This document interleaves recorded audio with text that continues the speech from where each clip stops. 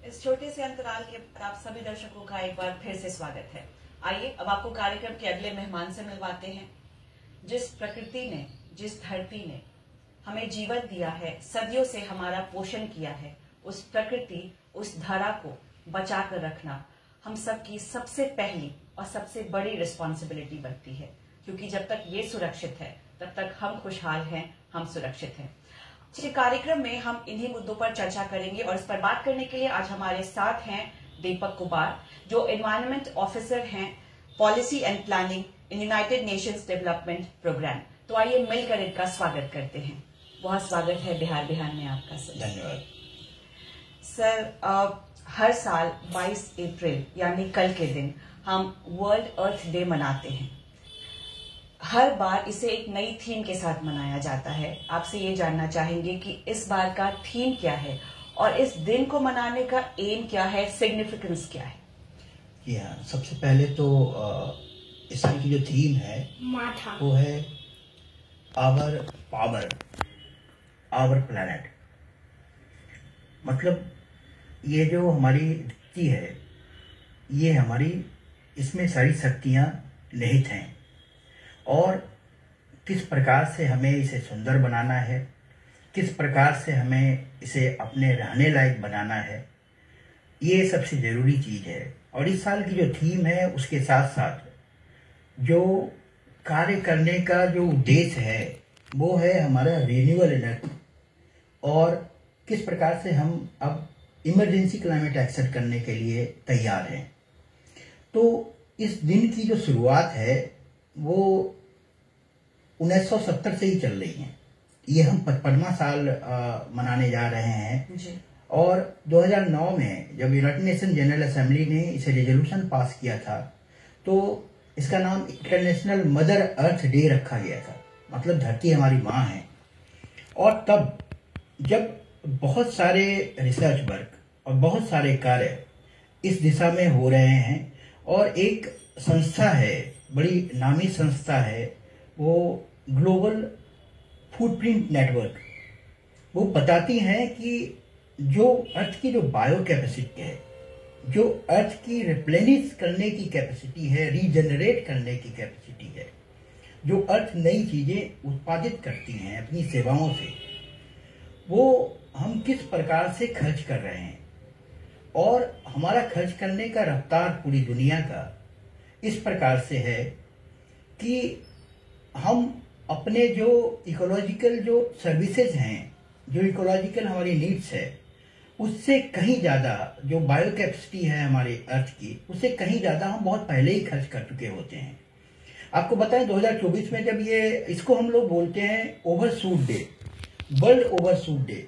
मतलब ये कह रहा है कि जो अर्थ की जो पूरी बायो कैपेसिटी है उसका हम 2024 का जब अगर हम आंकड़ा देखेंगे तो हम 1 अगस्त को ही वो पूरे रिसोर्सेज को खत्म कर दिया हम लोग। तो मतलब ये कहने का है कि जो हमारी पृथ्वी है वो पृथ्वी आज के समय में हम जो वो जनरेट कर रही है, जो उसका रीजनरेशन पोटेंशियल है, उससे कहीं ज्यादा हम आधे समय में ही अपनी पूरी रिसोर्सेज को, उसकी जो कैरिंग कैपेसिटी है उससे ज्यादा हम खर्च कर रहे हैं। तो हमें सावधान होने की जरूरत है। यही आंकड़ा जो 1971 का था, तो वो ओवरशूट डे, मतलब कि जो हमारे अर्थ के जो नेचुरल रिसोर्सेज हैं उसको खत्म करने का जो समय था वो 25 दिसंबर का था। वो धीरे धीरे घटते घटते अब 1 अगस्त पे आ चुका है और आने वाले समय में जब इस साल का आंकड़ा कल आने वाला है, इस साल का आंकड़ा कल आ जाएगा, तो हमें लग रहा है कि वो जुलाई तक आ जाएगा फिर। तो ये एक चिंता का विषय है हमारे लिए। बिल्कुल सर, बिल्कुल सर। हम अपनी प्रकृति को मदर अर्थ कहते हैं, हम अपनी धरती को प्रकृति को नेचर कहते हैं, क्योंकि ये हमारा पोषण करती है, इसीलिए हम इसे माँ कहते हैं, माँ मानते हैं। तो सर इसे स्वच्छ, इसे खुशहाल रखने के लिए खुद को, क्योंकि अगर ये स्वच्छ है, खुशहाल है, तो हम स्वस्थ है, खुशहाल है, तो ये कितना जरूरी है, इसे कैसे कर सकते हैं? सबसे जरूरी है कि हमारी जो आदतें हैं और जिस प्रकार का रहन सहन है, जो हमारी जो कल्चरल जो एसेट है और जो इकोलॉजिकल एसेट है, उसको हम लोग प्रिजर्व करना होगा और ये समझना होगा कि जो हमारी इकोसिस्टम है, जो हमारी पारिस्थितिकी है, उनसे हम जो सर्विसेज ले रहे हैं, जो पानी ले रहे हैं, भोजन ले रहे हैं, अपने जीवन के जीने के लिए सांस ले रहे हैं, वो सारी जो व्यवस्थाएं हैं वो प्रकृति के द्वारा दी गई हैं, हमारे धरती के द्वारा दी गई हैं, और धरती पूरी दुनिया को एक कॉमन परिवार के तौर पे जोड़ती हैं। अगर हम एक फैमिली वैल्यूज को देखेंगे तो उससे अर्थ से ही निकल के आता है कि अर्थ का एक पूरा परिवार है, और उस परिवार में अगर समन्वय नहीं होगा, उस परिवार में अगर हम उनकी सेवाओं को, उनके जो सर्विसेज हैं, जो उन्होंने हमें दिया है, अगर उसका हम आदर नहीं करेंगे तो हम खुद ब खुद अपने आप को संकटों में घिरे पाएंगे। तो जो सामान्य, जो हमारी जो व्यक्तिगत जो जिम्मेदारियां हैं, उन जिम्मेदारियों में जो प्रकृति के हमारे आसपास के जो भी घटक, जो भी जैविक और जैविक घटक हैं, इसके साथ हम आपस में समन्वय कर रहे होते हैं, उसको किसी प्रकार से संवर्धित करना, उसको बचाने की कोशिश करना। और जब इस दौर में, जब हम एक विकट परिस्थिति के दौर में हैं, सामान्य जो मौसम में बदलाव हो रहा है वो बहुत अलग तरीके का बदलाव है, तो इन सब चीजों को देखते हुए अपने आप को संयमित रखना, अपने आप को उन अनचाहे जो कंजम्पशन है, जो उपभोग है, उसको नियंत्रित करना, ये सबसे जरूरी चीज है। बिल्कुल सर। सर, जाने अनजाने हम अपने पर्यावरण को नुकसान पहुंचाते हैं, जिसकी वजह से हमें नेचुरल डिजास्टर, ग्लोबल वार्मिंग जैसे चैलेंजेस फेस करने पड़ते हैं। तो उपाय बहुत है, बहुत कार्य करने की जरूरत है, बट आपसे अभी जानना चाहेंगे कि ऐसा क्या हमको मिलकर करने की जरूरत है कि हम चैलेंज को फेस कर सके और इन परेशानियों को कम कर सके। आज के दौर में जब हम जलवायु परिवर्तन की बात करते हैं तो हम देख रहे हैं कि वो बदलाव हम बिल्कुल अपनी नजरों से देख रहे हैं। उसके लिए कोई हमें प्रयोगशाला से कोई रिपोर्ट आने की जरूरत नहीं है। बदलाव हो रहा है, और बहुत बदलाव एक गंभीर संकटों को, गंभीर जोखिमों को हमारे सामने लेकर के आ रहा है। तो उन जोखिमों को बचने के लिए उन्हें 2015 में जब जलवायु परिवर्तन संधि हुई, उसके बाद जब क्लाइमेट चेंज एग्रीमेंट हुआ, तो हमारी सरकार ने हमारे तरफ से भी काफी अपने अप्रोच लगाए कि जो कार्बन इमिशन है, जिससे ग्लोबल वार्मिंग हो रही है, और तापमान को हमें 1.5 डिग्री से लेकर के 2 डिग्री सेंटीग्रेड के बीच में नियंत्रित करना है। तो उस स्थिति में हमने पूरी दुनिया के सामने कहा कि हम अपने देश के जीडीपी का लगभग 45% आने वाले 2030 तक हम कम करेंगे, और उसके लिए सरकार ने एक बहुत बड़ा स्तर पे, बहुत बड़े स्तर पे रिन्यूएबल एनर्जी का प्रोग्राम लगाया कि आने वाले 2030 तक हम लगभग 500 गीगावाट एनर्जी, रिन्यूएबल एनर्जी को इंस्टॉल करेंगे इस पूरे देश में। और आपको जान करके खुशी होगी कि 2025 जनवरी तक की रिपोर्ट है, हम लोगों ने 217 गीगावाट की जो इंस्टॉलेशन कैपेसिटी है उसको मैंने पूरा कर लिया है।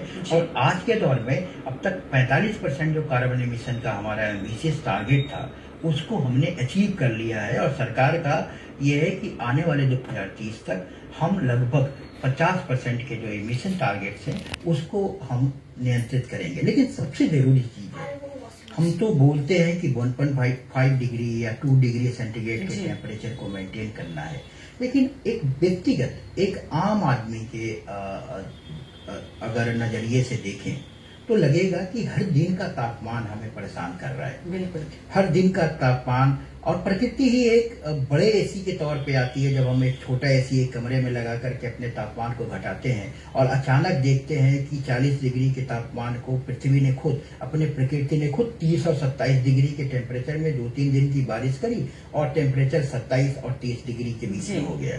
तो आज के दौर में अगर देखेंगे तो 30 से 35 डिग्री का तापमान हम लोग झेल ले रहे हैं।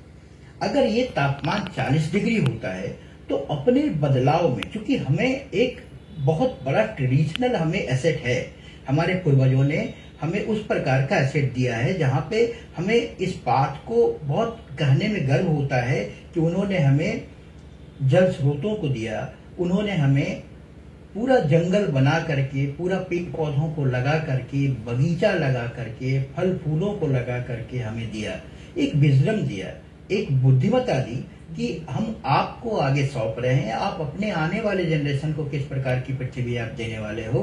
तो उस विजडम को लेकर के अगर हम चलते हैं तो हमारे पास किस प्रकार के घर होंगे जो लगभग 2 से 3 डिग्री टेम्परेचर को घटा सकते हैं, किस प्रकार के लोकल पेड़ पौधे होंगे जिनसे हम तापमान को घटा सकते हैं, किस प्रकार की घास होंगी, किस प्रकार के खान पान होंगे, किस प्रकार का हमारा रहन सहन होगा, कैसे हम रहेंगे, कैसा समाज होगा, किस प्रकार की हमारी संस्कृति होगी, ये सब तय है और सारे लोगों को पता है। बस केवल हमें इन सब चीजों को अपने बच्चों के अंदर इनहेरिट करने की जरूरत है और अगर उन्हें समझ में आएगा तो वो हर एक दिन के तापमान को नियंत्रित करना सीख जाएंगे।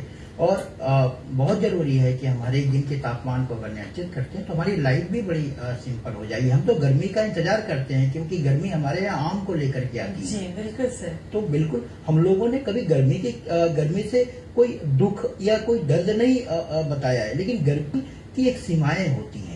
अगर उन सीमाओं से अगर ज्यादा होता है तो वो मौसम के बदलाव और जो जोखिम होते हैं उनको हमारे सामने उसको झेलना पड़ता है। उसको झेलने के लिए हमें उस बुद्धिमत्ता, उस अपने विजडम और वैल्यूज को फिर से इम्प्लीमेंट करने की जरूरत होती है, जहाँ पे आज की टेक्नोलॉजी, आज की जो आर्टिफिशियल इंटेलिजेंस है, आज इस जनरेशन में हम लोग हैं, अल्फा जनरेशन, बीटा जनरेशन की बातें हो रही हैं, उस जनरेशन को इन सब चीजों से कैसे जोड़ करके रखेंगे, ये हमारी जिम्मेदारी है। बिल्कुल सर, बहुत अच्छी बात कही सर। टेक्नोलॉजी की मदद से और खुद अगर हम आगे आए और साथ मिल के प्रयास करें तो हम इस बड़े बड़े समस्याओं से निदान पा सकते हैं।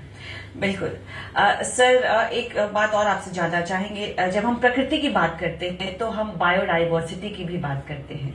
बायोडाइवर्सिटी हमारे लाइफ के एग्जिस्टेंस के लिए कितना जरूरी है और इसके इक्विलिब्रियम को मेंटेन करने के लिए क्या कुछ किए जाने की जरूरत है? प्रकृति में जो जैव विविधताएं हैं वो हमें स्थिरता देती हैं और हर एक जीव अपने स्तर पे उनका एक महत्वपूर्ण स्थान है। संक्षिप्त में चाहेंगे इसका जवाब आपसे? तो हमारे पास समय की जीवों की जो स्थिरता है वो बनी रहनी चाहिए और वो स्थिरता अगर रहती है तो हम लोगों की भी स्थिरता बनी रहेगी। जी बिल्कुल। और जैव विविधता को सबसे ज्यादा है कि प्रकृति संतुलन के लिए जैव विविधता का संवर्धन, जैव विविधता का कंजर्वेशन बहुत जरूरी है और उसके तरफ हम लोग बहुत शिद्दत से लगे हुए हैं। बहुत हर एक चीज उन जैव विविधताओं को बचाने के लिए, उन जैव विविधताओं के स्वरूप को बनाए रखने के लिए लगातार हम लोग काम कर रहे हैं। सर, बहुत अहम जानकारी आपसे हमें मिली। आज हम सबको मिलकर प्रयास करने की जरूरत है, इसे संरक्षित रखने की जरूरत है ताकि हम अपने आने वाले पीढ़ी को कुछ दे सके। सर, आप कार्यक्रम में आए, इतनी अच्छी जानकारियां साझा की, इसके लिए आपका बहुत बहुत धन्यवाद। धन्यवाद। दर्शकों, तो आइए आगे बढ़ते हैं, देखते हैं हमारे